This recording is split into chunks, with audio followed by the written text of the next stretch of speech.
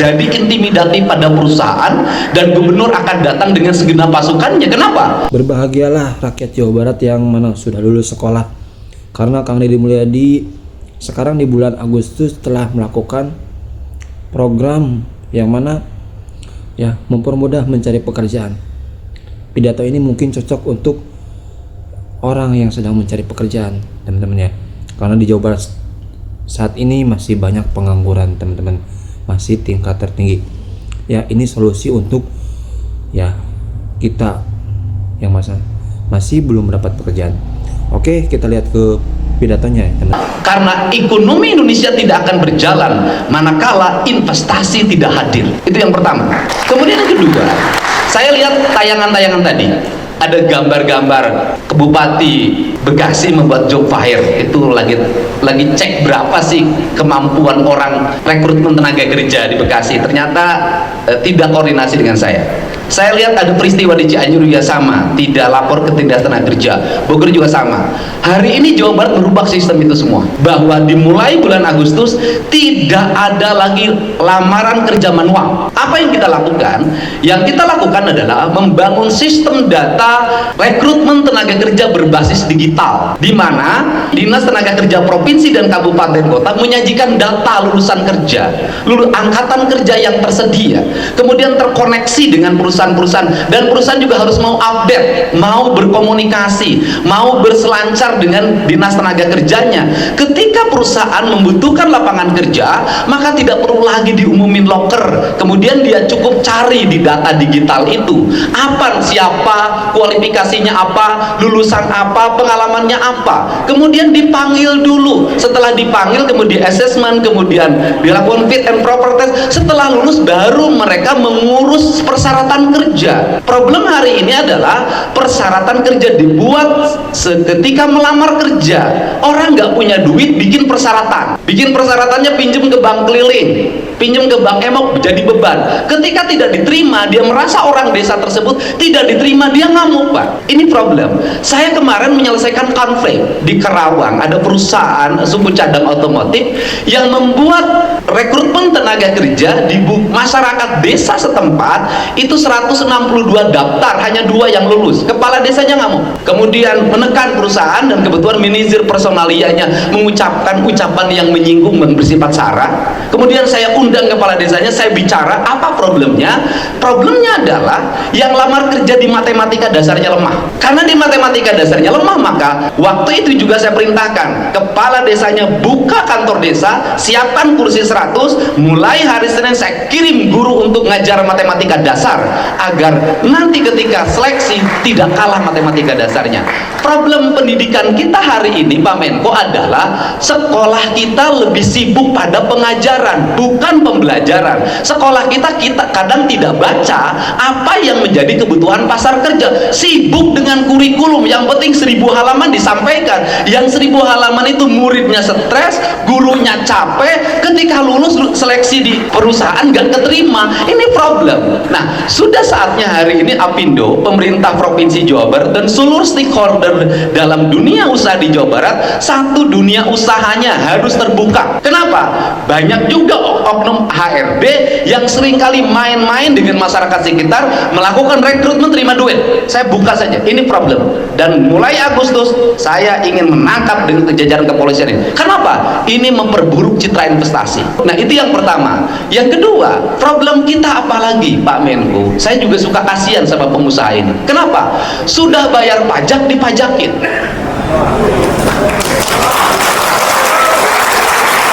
Pengusaha sudah bayar pajak, ada PPN, ada PPH, tapi dipajakin lagi. Mau Agustusan kirim proposal, tidak terima, ngamuk. Kirim surat, ada ulang tahun organisasinya, tidak terima, ngamuk. Ini kan problem. Kenapa ini terjadi? Bisa jadi harus ada upaya penyetaraan dan sistem bagi hasil dana pajak secara transparan dan terbuka. Kenapa? Perusahaan, desa di sekitar perusahaan seringkali mengalami problem. Infrastrukturnya perlu baik, sarana air bersihnya perlu baik, rakyat di sekitarnya harus meningkat ekonominya, pendidikannya harus baik. Ini kan yang terjadi. Nah, yang terjadi hari ini kan ketika ada dana bagi hasil baik ke kabupaten maupun ke provinsi tidak menjadi prioritas dari investasi. Dia bikin untuk kunjungan kerja duitnya. Sehingga saya hari ini larang, nggak boleh. Harus difokuskan untuk apa? Infrastruktur. Kemudian seluruh kebutuhan desa itu harus di-maintain dengan baik, tidak boleh lagi minta ke pabrik. Kenapa? Karena tidak ada itu regulasinya.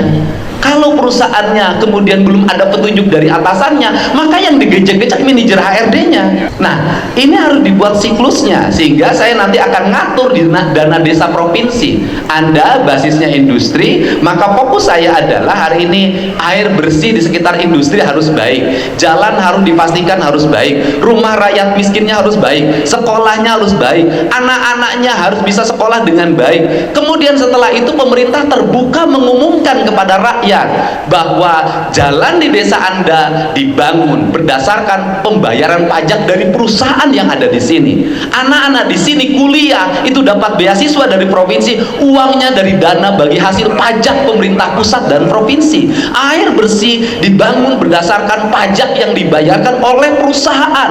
Para bupati, para wali kota, anggota DPRD harus mengatakan bahwa Anda dapat aspirasi untuk kepentingan rakyat, bukan dari Anda, bukan dari gubernur, tapi pembayaran pajak yang dilakukan oleh perusahaan-perusahaan. Dan sekarang balik lagi, kalau tidak diomongin itu, maka rakyat nganggap ada pabrik di sini baunya kami ke tiap hari, bisingnya kami dapat. Kalau ada pencemaran kami yang pertama keracunan, tapi mana kontribusinya bagi daerah? Ujungnya perusahaan ketika ditekan itu adalah kalau keracunan kanda limbah udara bagi sembako sama susu. Saya selalu menolak, nggak boleh pencemaran ditukar sama sembako sama susu, nggak ada kaitannya. Perbaiki sistem limbahnya, bukan bagi sembako. Ini harus segera dibenahi. Kenapa?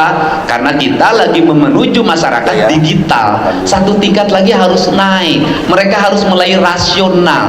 Mereka harus ngerti fiskal kita. Maka kebijakan Provinsi Jawa Barat hari ini yang mengumumkan seluruh anggaran belanja Provinsi Jawa Barat kepada masyarakat secara terbuka, tujuannya untuk satu, membangun kepercayaan publik bahwa negeri ini, provinsi ini dibangun bukan oleh gubernur, bukan oleh bupati wali kota, tetapi secara gotong royong, secara bersama, yang dikelola melalui melalui sistem yang seperti koperasi yang dikelola oleh negara. Ini yang dibangun. Kenapa? Uangnya berputar dari pajak lahir ke sini, dari sini lahir ke sini. Yang perlu dilakukan hari ini adalah bagaimana pemerintah provinsi, kabupaten, kota menata fiskal. Sehingga saya sampaikan hari ini, pemerintah provinsi Jawa Barat mengambil beberapa kebijakan strategik bahwa pertama, seluruh belanja provinsi dan kabupaten 60% prioritas utama adalah infrastruktur. Infrastruktur jalan, air bersih, ketenaga listrikan, pengelolaan sampah, pengelolaan lingkungan, ini menjadi fokus kita, dan itu sampai daerah. Untuk apa? Kalau infrastrukturnya sudah baik, maka pemerintah menjadi pelayan. Dan saya mengumumkan pada seluruh kawasan industri yang ada di Jawa Barat, apabila ada keperluan infrastruktur jalan yang diperlukan, yang itu harus dibangun, tidak mesti oleh pengembang. Pemerintah Provinsi Jawa Barat bersedia untuk membangunnya. Kenapa? Ini komitmen kami terhadap pelayanan investasi di Jawa Barat. Jadi pertama. Yang kedua, Kepala Dinas Penanaman Modalnya setiap hari harus berselancar, mengecek ke seluruh kabupaten kota, memastikan masih adakah perizinan yang tertunda, masih adakah UKL UPL yang nggak selesai-selesai, masih adakah rekomendasi Dinas Lingkungan Hidup Provinsi yang nggak kelar-kelar. Dan saya biasanya secara teknis saya turun langsung untuk mengkoordinasikan. Untuk apa? Memastikan seluruh aspek administratif itu tidak menjadi hambatan investasi, tetapi investasinya adalah investasi yang ramah lingkungan, tidak yang merusak lingkungan. Kalau yang merusak lingkungan, saya tidak segan-segan untuk menutupnya. Dan ini dilakukan, dan itu bisa dilihat Pak Menko, pertumbuhan industri di Jawa Barat sekarang mulai geser ke wilayah Indramayu, sudah mulai tumbuh industri garment, sepatu ke wilayah Garut, dan kemudian sebentar lagi geser ke wilayah Majalengka, sebagian Kuningan, dan sebagian lagi Cirebon. Tetapi di sini saya boleh ada usulan, karena saya mantan aktivis buruh, Pak Sofyan, Pak Ketua Pindo. Menurut saya UMK harus dievaluasi. Kenapa? Karena membuat pemerintah tidak rasional. Di mana tidak rasionalnya? Saya berikan contoh. Kabupaten Sumedang ada sebagian wilayahnya tetanggaan dengan Kabupaten Bandung. Ada tetanggaan lagi kawasan industri dengan Kabupaten Subang. Yang di sini sekian, yang di sini sekian tetanggaan. Purwakarta tetanggaan dengan Kerawang. Bekasi tetanggaan dengan Kerawang. Kemudian Bekasi tetanggaan dengan Bogor. Pabriknya deketan, upahnya bedanya 500.000. Ini kan harus dievaluasi. Menurut saya boleh menyampaikan gagasan, saya lebih setuju upah itu ditetapin sektoral tanpa membedakan. Tidak usah membedakan wilayah lagi, udah sektoral. Sektor kimia, energi, dan pertambangan dimanapun sekian upahnya. Sektor garment dimanapun sekian. Sektor makanan dan minuman dimanapun sekian. Sehingga tidak lagi upah menjadi bahan komoditi politik. Kenapa? Berbahaya penetapan UMK ketika pilkada. Tidak semua gubernur punya daya tahan tekanan. Tidak semua bupati punya daya tahan tekanan. Kalau daya tahan tekanannya lemah, maka dalam waktu sekejap dia bisa loncat upahnya. Ini juga harus menjadi bagi saya, upah itu bukan politik. Upah adalah kalkulasi hitungan ekonomi. Yang terakhir, tugas kita sebagai pemimpin adalah upah naik terus tidak akan memiliki dampak bagi kehidupan buruh, manakala kehidupan buruh biaya hidupnya mahal. Kalau biaya pendidikannya mahal, biaya air bersihnya mahal, biaya listriknya mahal, biaya transportasinya mahal, maka kenaikan upah tidak akan berdampak pada kesejahteraan buruh. Maka tugas kita, para bupati dan wali kota dan gubernur adalah menekan agar biaya produksi rakyat kita menurun. Bagaimana caranya kita menciptakan agar harga pangan stabil? Bagaimana kita menciptakan sesuai dengan keinginan Pak Prabowo agar rumah itu murah?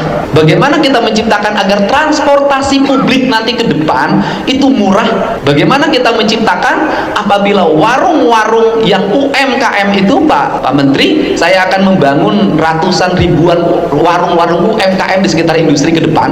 Tujuannya untuk apa? Warungnya dibangunkan oleh pemerintah, otomatis mereka tidak usah kredit, maka mereka tinggal ngisi, maka dia bisa menjual makanan dengan murah kepada karyawan industri. Ini prinsip-prinsip dasar, dan termasuk barangkali mulai tahun ini kami akan membangun kantin-kantin yang tidak manusiawi yang tersebar di sektor. Alhamdulillah wa syukurillah, Allahumma sholli ala sayyidina Muhammad wa ala sayyidina Muhammad. Ya teman-teman, itu dia tadi pidato Kang Deddy Mulyadi yang mana ya memberikan solusi untuk ya kita semua yang mana masih mungkin ya belum mendapat pekerjaan ataupun ya karena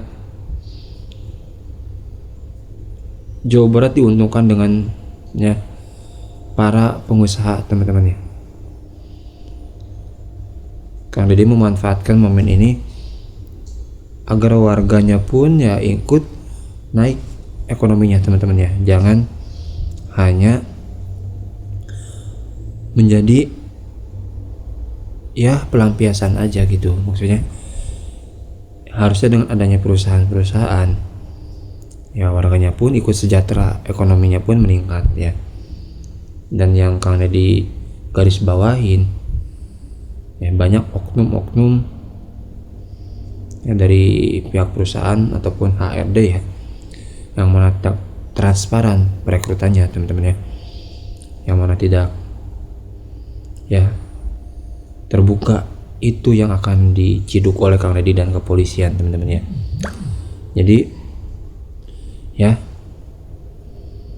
segeralah yang perekrutan perusahaan untuk karyawan baru secara sembunyi-sembunyi segera sebelum Anda diciduk oleh Kang Deddy Mulyadi ya,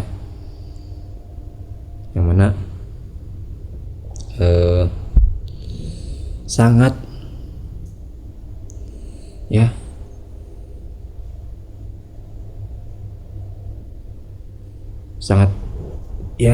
sangat tidak transparan tuh, benar-benar melukai, mencederai kita sebagai rakyat. Ya, harusnya perekrutan dengan transparan ya, dengan terbuka, supaya ya kita tahu bahwa perusahaan sedang membuka lowongan, dan supaya kebagian berkahnya gitu ya teman-teman. Jadi intinya seperti itu ya, teman-teman akan menangkap oknum-oknum yang mana jahat ya teman-teman, dalam kutip HRD yang jahat, yang sembunyi-sembunyi. Itu pesan dari Kang Deddy ya. Semoga kedepannya pengangguran semoga makin berkurang di Jawa Barat ya teman-teman, dengan adanya Jawa Barat merupakan kota industri terbesar se-Indonesia. Masya Allah ya. Terima kasih. Assalamualaikum warahmatullahi wabarakatuh.